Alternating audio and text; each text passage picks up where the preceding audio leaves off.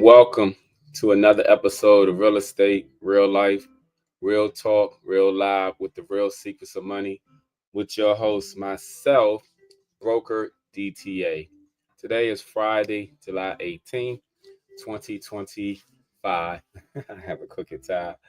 Had a lot going on this morning. I had a settlement this morning, so congratulations to my seller and to myself.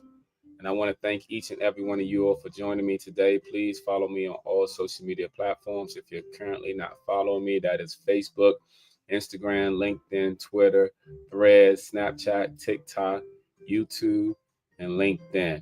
And on most of them, I've changed it to Broker DTA. It was formerly Damon the Agent, but it's currently an ongoing shifting to Broker DTA. So please follow me on those. It's already been changed on Instagram and TikTok to Broker DTA. So, as always, I like to talk about the wonderful world of real estate. So today I'm going to be talking about the 10 mistakes that first-time home buyers make. The 10 mistakes that most first-time home buyers make.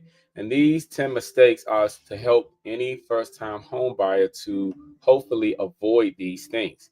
So the first mistake that a lot of first-time home buyers make is they do not get pre-approved before house hunting.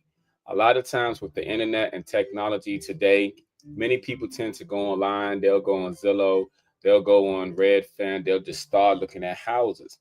And they tend to look at these things, and it's a huge mistake for many reasons. One of the reasons is sometimes people fall in love with houses that they actually can't afford. And when they do that, any homes that's actually within their price range becomes less favorable to them because they've gotten their hearts and goals and desires set on that house that they actually couldn't afford.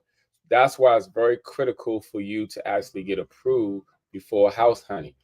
That's one reason. Another reason that you should get approved before house hunting is because if you do see a house that you're really interested in, it eliminates the process. Sometimes the process of getting approved is not as quickly as people think. You can get pre-qualified, yes, instantly, but getting a pre-approved is totally different. A pre-qualification is just a quick credit check, and they verify your income, and they base it off those two. A pre-approved is thoroughly vetting to make sure that you can actually afford a home, and they look at your debt to income ratio. They tend to look at your taxes also, and they take all those things into consideration.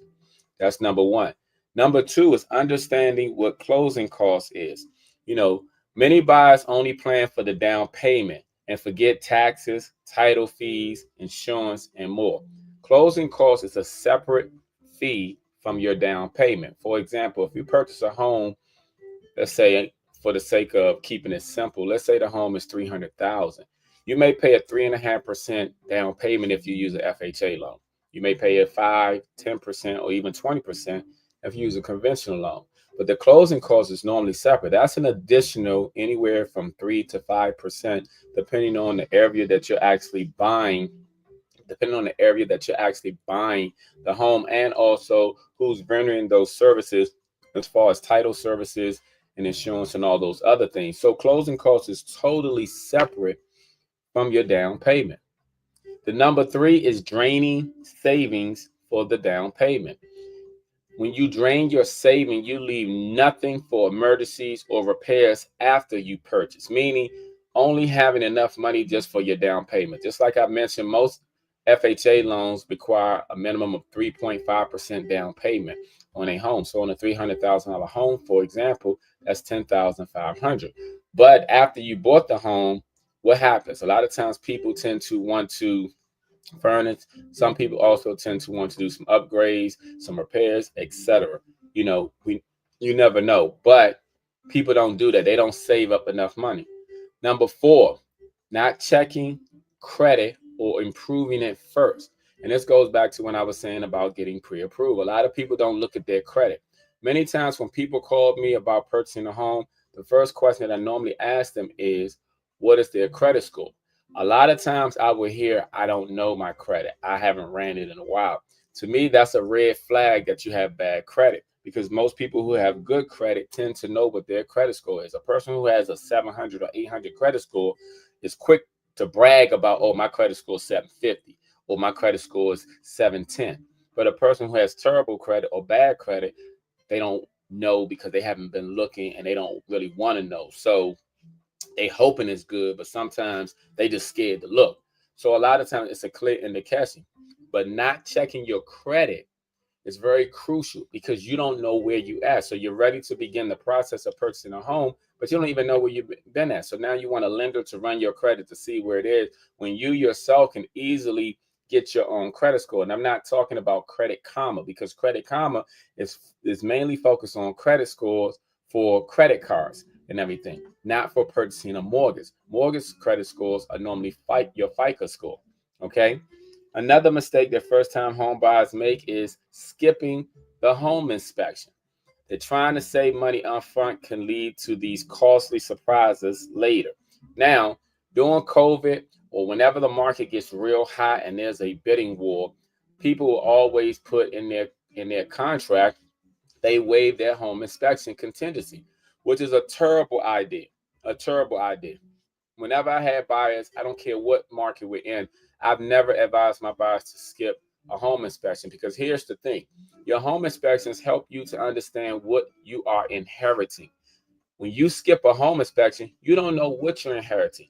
I once heard of someone skipped a home inspection, purchased a home. When they moved into the home and they plugged in the TV, the microwave, and everything, every electronic appliance blew because of the circuit and the electrical wiring, but they never got a home inspection. You always want to get a home inspection, even in a market, a seller's market. Never ever waive your home inspection. Never ever do that. There's ways to write the contract to still get a home inspection, but never skip the home inspection. Number six, and I mentioned this in the beginning, falling in love with a house you can't afford. Overspending can create long-term financial strain. And at the same time, when people fall in love with a home they actually can't afford, when they do start to look in a house that's within their price range, they tend to not like it. It's not as desirable because they've been fell in love with this big house that's, got all this space and all this room. Now they're looking at houses that they actually can afford. Sometimes people have champagne taste but beer money, or water bottle money in some cases. It's nothing wrong with dreaming big, but you have to be realistic when it pertains to purchasing a home. You cannot fall in love with these big homes and then expect that, that you're going to get it when you can't even afford the price for it. And then sometimes with some people is they buy a house that they really couldn't afford and they end up living house poor. They ended up not furnishing a home. They ended up struggling as far as eating, and then they ended up struggling on their bills. And then they end up sometimes, in some cases, losing the house or happen to sell the house because they had a financial strain. Do not fall in love with the house that you cannot afford. Stay within your price range, okay? Another one is number 7, ignoring neighborhood research. Focusing on the home, but not schools, commutes, crime rates, or future development. You have to do this. Now, you can ask your real estate professional about, certain things, but the real estate professional is not going to always give you the accurate statistic. You can get the information from the real estate professional, but you also need to do your own research, especially if you have kids and you want them to be in certain schools. You have to look at the crime rate. You have to look at the commute from to and from your job, because one thing about this area that we in, the DMV, traffic is everywhere. So many times I've had people who say, oh, I only want my commute to be less than 30 minutes. And I'll ask them, okay, what area do you prefer to be in? What are you looking for? When I gather all the information. Then I calculated the commute a lot of times is more than 30 minutes unless you live around the corner. So, and even if you take Metro, depending on where you're coming from and where you work, that all is very critical. But you have to do your own research. You have to do the neighborhood research. You cannot ignore it. Number 8, making big purchases before closing. And this is very critical. Whenever you're going to buy a house, before you go to closing, I know you want to get furniture. I know you want to go into the furniture store and they say, oh, you can apply for it and just put it on credit. But no, don't do any big purchases prior to purchasing a home. You want to wait to after you get the home because there's many benefits to after you get the home. For example, the moment you purchase a home, everyone and their mama is going to actually be sending you mails and discounts, and your approval rating is going to shoot up to the moon. And the reason your approval rating is going to shoot up is because whenever you see on applications, do you own or do you rent? The moment you put you own and they plug in your name, your social security, and they can match it to a mortgage, your approval rating shoots up. It shoots up. So the benefit comes mainly after you buy a home. But here's the thing: if you purchase a big purchase prior to going to settlement, that's going to mess up your debt to income ratio, and sometimes it can affect your credit. And in some cases, people have not even been able to buy the home because they purchased a big purchase prior to closing. Number 9, not shopping for mortgage rates. Taking the first offer instead of comparing multiple lenders. Now, here's the thing: different strokes for different folks. Everybody works different. All interest rates and everything are not the same. You may think they are, but they're not the same. Sometimes if you speak with one particular lender and you're not comfortable with what they say, it is best to shop around to get a second or maybe even third opinion. And then you can do the average after you've gotten a second or third opinion.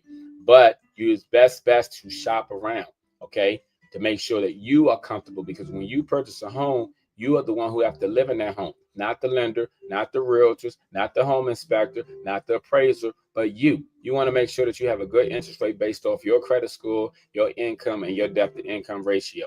Okay. Number 10, forgetting about maintenance and property taxes. Ongoing costs can surprise first-time home buyers who only budget for the mortgage. Yes, this means lawn care. This means if something happened, you have to really take into consideration that you are a homeowner and that you can't call a landlord to come fix your sink or to fix your washer and dryer. You are a homeowner, so now you have to fix it. There are things that can be put in place to help ease the mind as far as dealing with these things. A lot of times a home warranty can help alleviate some of those things. But these are things that you learn from your real estate professional when it pertains to you purchasing a home. And again, I am sharing these informations for you because we want to eliminate and not have these 10 costly mistakes for first-time home buyer. If you have any questions, please feel free to reach out to me so I can help you to purchase a home or to sell a home. Okay, I hope those 10 informations on the 10 mistakes first-time home buyers make were very helpful. I'll be right back.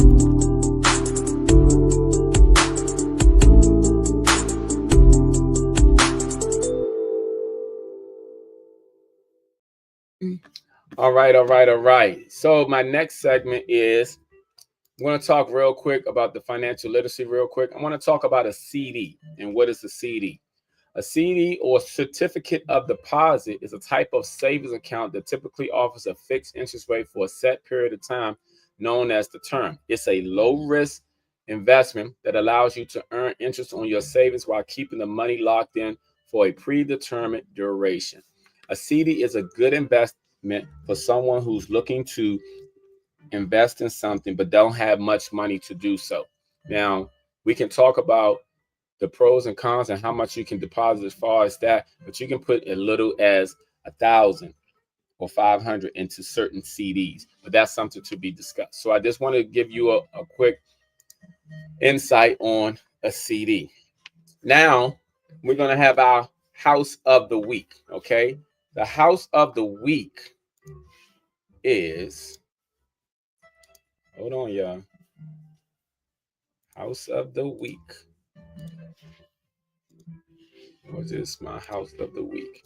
Yes, this property right here is in DC. This one is great. It is near Navy Yard, but not too far from the National Harbor. and it is right not too far from Bowling Air Force Base. It is conveniently located in DC, not too far from the Woodrow Wilson Bridge, but also conveniently close to 395 in DC. Now, this is a 3-bedroom home with 1-car garage and 1 reserved spot.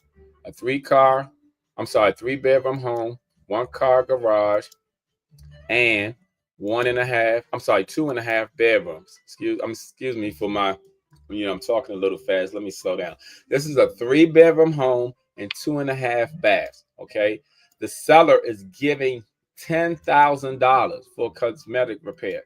This home needs a little bit of TLC. It just needs some paint and carpet, and it is the perfect, home for someone who is a first-time home buyer or who may not have a big family at all. 3 bedrooms, 2.5 baths. The seller is giving a $10,000 cosmetic credit. So if you're looking to move in DC, what's conveniently located, you have your own garage space, 1-car garage, and you also have a parking space. So a reserved space in the back. Let me know if you're interested in this property, and it's priced under $400,000. It is currently at $390,000 in DC, Southwest DC. Very convenient, okay? Very, very convenient. All right. The next segment is, did I speak about CD? Yes. I'll be right back. Hold on. I'll be right back.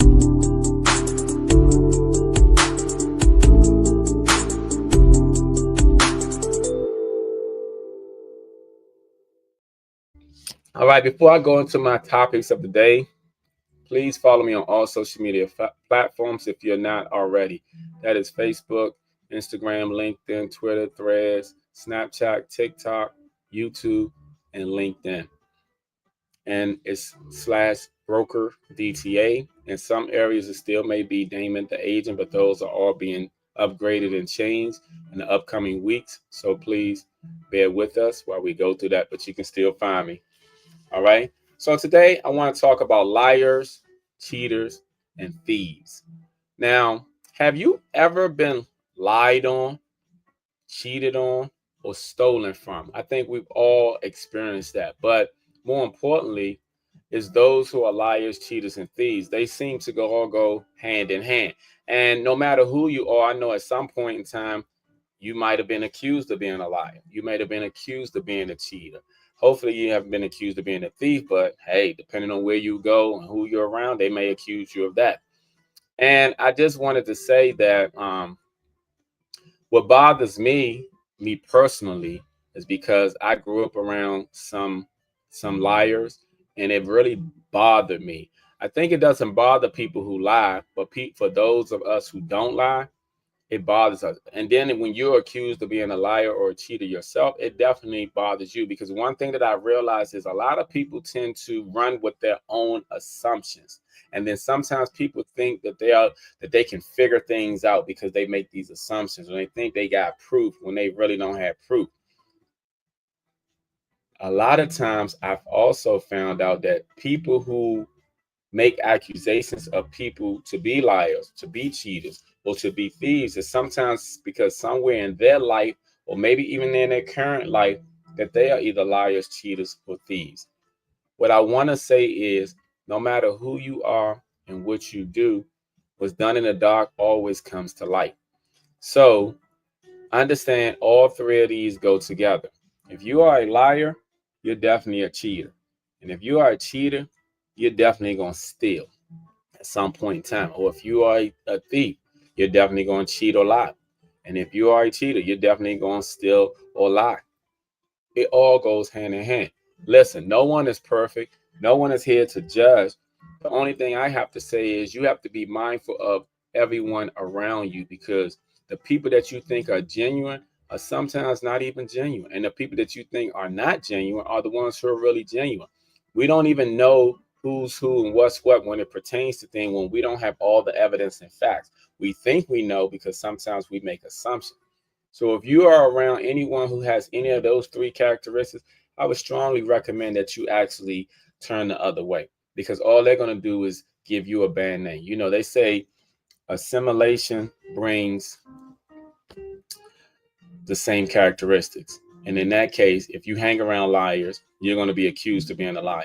If you hang around cheaters, you're going to be accused of being a cheater. If you hang around thieves, you're going to be accused of being a thief, regardless of what your character is. If you have character, morals, and values, stand up to them and be who you are going to be, because no one likes those three. We know plenty of people who are one of the threes on a regular basis, or they're all the threes. Nothing good ever comes from being around these types of people. Nothing. Nothing. You can tell who people are by their actions. Like I said, what's done in the dark always comes to light. But at the same time, though, you can see who people are. You can see who is doing what. And a lot of times others can see it as well, too. Even when people try to hide it and dismiss it, doesn't change. So continue to be who you are, especially if you're not one of these three people.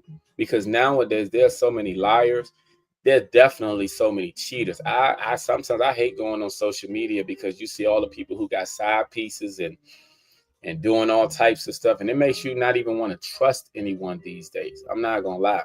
And there's a lot of thieves out here. That's why all these scammers are stealing cars and they stealing identities and they doing all types of stuff.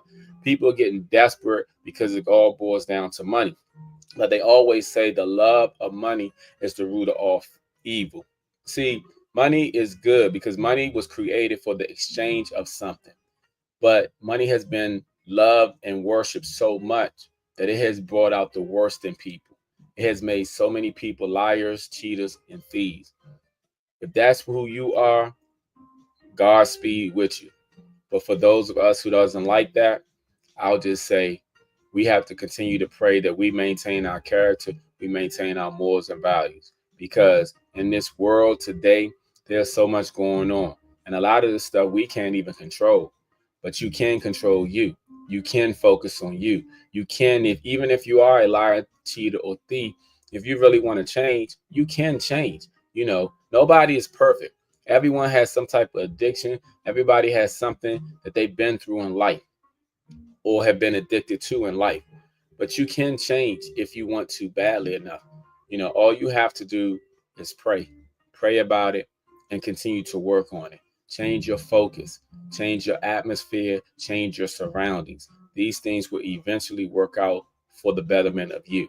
So stay focused and stay true to yourself. Okay? I just wanted to share that. I'll be right back with my recap.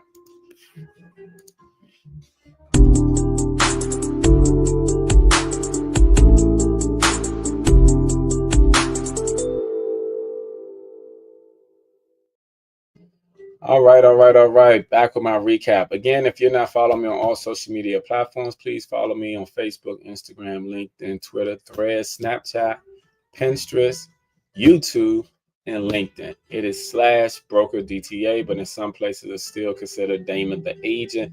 I'm working on changing everything to broker DTA. Thank you. So my recap is the 10 mistakes that first time home buyers make. Look, many home buyers make a lot of mistakes and everything.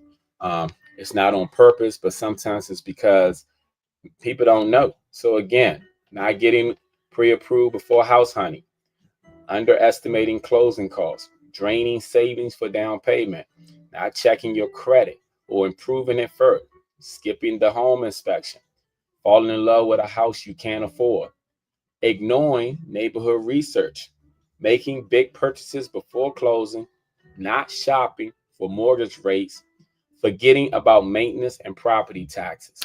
Those are the 10 mistakes that most first time home buyers make. Please don't make them. If you need someone to hold your hand to walk you through the entire process, please reach out to me. I clearly explain things to people from step one to the last step in a way that they fully and can easily understand. Because sometimes in this wonderful world of real estate, the real estate terms can be confusing to those who are not in the real estate world. So I just like to make things easier for people. And I just went over about liars, cheaters, and thieves. Look, we all know somebody who's one of those three, whether they're in your family, friends, you work with them. We all know somebody. A lot of times we're sick of those people, and we know that one goes with the others. So if that's not you, stay true to you, focus on you, work on you improving, because you're going to be labeled something. Sometimes people then lied on you, cheated on you, stole from you. And sometimes you'll be labeled as a thief, a cheater, or a liar when you are not. It's called life. People are going to always label you, especially when they have their own assumptions. People run with their own assumptions and think they're right. But truth be told, half the time they're wrong. And in some cases, it's more than half. But that's just the way of the world. So I want to thank you all for joining me today, as you always do. Please check out my website, DamonSellsDMV.com. If you have any questions and you're interested in buying or selling real estate in Washington, D.C., Maryland, or Northern Virginia, please reach out to me. I'll be happy to help to get you get you the results that I always normally get my clients, and that is every house I touch turns to sold. You have a great weekend. I'll see you next Friday at the same time. Thank you. Have a great one. Bye bye.